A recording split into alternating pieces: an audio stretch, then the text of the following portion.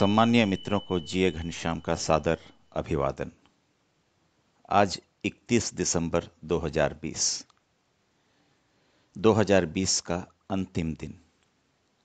2021 के आगाज के साथ मैं आपके सामने पुनः एक बार प्रस्तुत हूं, अवसर और अवसाद को लेकर। 2020 के कोरोना काल में हमने इस 2020 को एक अवसाद के वर्ष के रूप में देखा है। हर तरफ लोगों ने कहा, ये 2020 कब खत्म होगा, कब समाप्त होगा, कब हम अपनों के गले मिलेंगे, कब हम लोगों से मिल पाएंगे, उनके घर जा पाएंगे, उन्हें देख पाएंगे। अपनों से और अन्यों से मिलना तो दूर, 2 गज दूरी, मास्क है जरूरी, हमारे जीवन का मूल मंत्र बन गया है ये। इस मास्क से अपने चेहरे को बाहर कैसे निकालें? जो आंखों ही आंखों में एक दूसरे की भावनाओं को समझने की तरकीब हमने इस कोरोना काल में निकाली थी, उससे निजात कैसे पाएं? शरीर का एक बेहद महत्वपूर्ण अंग, नाक, जो ढकी रहती है, होंठ जिससे मुस्कुराहट फैलती है, वह भी नहीं देख पा रहे हैं हम। ऐसे अवसाद के क्षण कब समाप्त होंगे और कब हमें एक नया जीवन या पुनर्जीवित होने का अवसर हमें मिल पाएगा? ये सब बातें हम लगातार करते रहे हैं और 2020 को हमने न जाने एक ऐसे वर्ष के रूप में याद करने की ठान ली है जो हमेशा हमेशा के लिए हमारे स्मृतियों में अवसाद के वर्ष के रूप में दर्ज हो जाए। मित्रों, वर्ष का क्या, और यह गलती वर्ष ने क्यों की? जब 2020 आया था, 31 दिसंबर 2019 और 1 जनवरी 2020 को हमने खूब खुशियां मनाई थी, एक दूसरे को नव वर्ष की समस्त शुभकामनाएं दी थी और हमने कहा था, यह वर्ष आपके लिए समृद्धशाली हो, हम सबके लिए समृद्धशाली हो, विश्व का कल्याण हो। तब तो हमने ये नहीं कहा था कि वर्ष 2020 इस तरह होगा। और यदि मार्च से, जब कोरोना ने विकराल रूप धारण किया और पूरी दुनिया में लॉकडाउन होने लग गए, हमारे भारत में भी लॉकडाउन हुआ, तब हमने 2020 को न जाने कितनी बातें कही और 2020 की तो हमने धज्जियां उड़ा दी। जिस 2020 का स्वागत हमने खुले दिल से किया था, उसी 2020 को हमने अपने आप को कमरों में समेट कर बद्दुआएं दी। इसमें वर्ष का क्या दोष? दोष तो हमारा है, जो हमने प्रकृति के साथ लगातार खिलवाड़ की, जिस तरीके से हमने प्रकृति का दोहन किया, जिस तरह हमने प्रकृति को अपने चंगुल में रखकर हम उसके बादशाह बनने की ओर बढ़ गए, जहां पर हमने प्रकृति को अपना एक औजार माना, जहां पर हमने प्रकृति को अपना गुलाम माना और अपने आप को उस प्रकृति का खुदा मान लिया, तब प्रकृति ने भी सोचा, इस इंसान को, जिसने अपने आप को नहीं जाना है, जो मुझसे है, उसे मुझे अपनी औकात बतानी पड़ेगी। और इसीलिए प्रकृति ने एक दूसरा रूप धारण किया और एक ऐसे जीव जो कि आंखों से दिखाई नहीं देता, जिसे खोजना मुश्किल है, किनमें है ये तक पता नहीं चलता, ऐसे जीव के माध्यम से पूरी दुनिया में हाहाकार पैदा कर पाना, ये किसी इंसान की नहीं, केवल प्रकृति के बस की बात है। प्रकृति में जीवन निहित है और जीवन में प्रकृति निहित है। शायद हमने इसको समझने में बड़ी भूल की, इसलिए अवसाद के क्षण आए। और इस अवसाद ने न जाने कितने लोगों की इहलीला समाप्त की। कितने लोग अपने रोजगार से दूर हो गए, कई परिवार घर से बेदखल हो गए, कई परिवारों का तो अंत ही हो गया, कई परिवारों की जमा पूंजी खत्म हो गई। इतने विषाद के अवसर में नकारात्मकता घर कर गई। पर दूसरे पहलू को यदि देखें तो इस अवसाद में कईयों ने अवसर उत्पन्न कर लिए।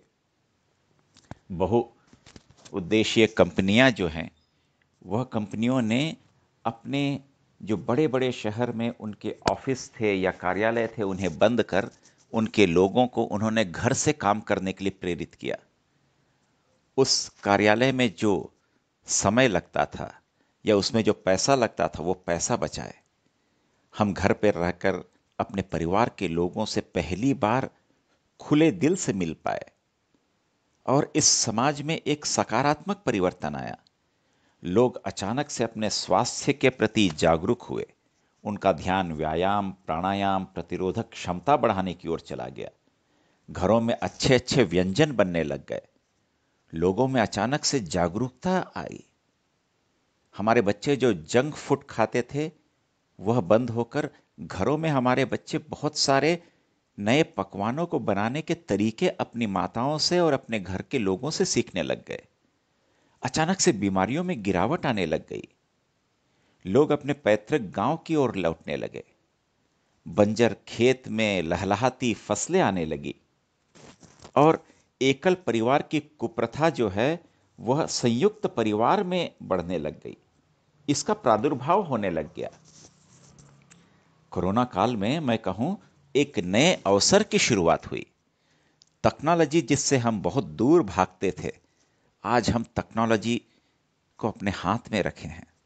उस पर हमने एक सिद्धहस्त होने की मुहिम चला रखी है। पठन पाठन में टेक्नोलॉजी का उपयोग करते चले हैं हम। हमारी बहुत सारी इच्छाएं जो हम कभी पूरा नहीं कर पाए थे इतने सालों में, उन इच्छाओं को बल मिला, आयाम मिला, वक्त मिला और उनके लिए एक सुअवसर मिला और हमने अपने आप को तराशा है। और तराशने के साथ साथ हमने अपने आप को पहली बार जीवन में झांक कर देखने की कोशिश की है।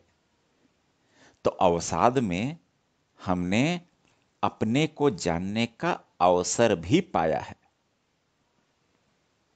एक तरफ आप कह सकते हैं अवसाद है, लेकिन ऐसा सुअवसर आपके जीवन में, मेरे जीवन में आज तक नहीं आया था। इस कोरोना ने हमें करो ना का एक नया मंत्र दिया है। इसीलिए इस अवसाद को अवसर में आप कैसे बदल पाते हैं, यह आपकी जिजीविषा पर निर्भर है, आपके होने पर निर्भर है।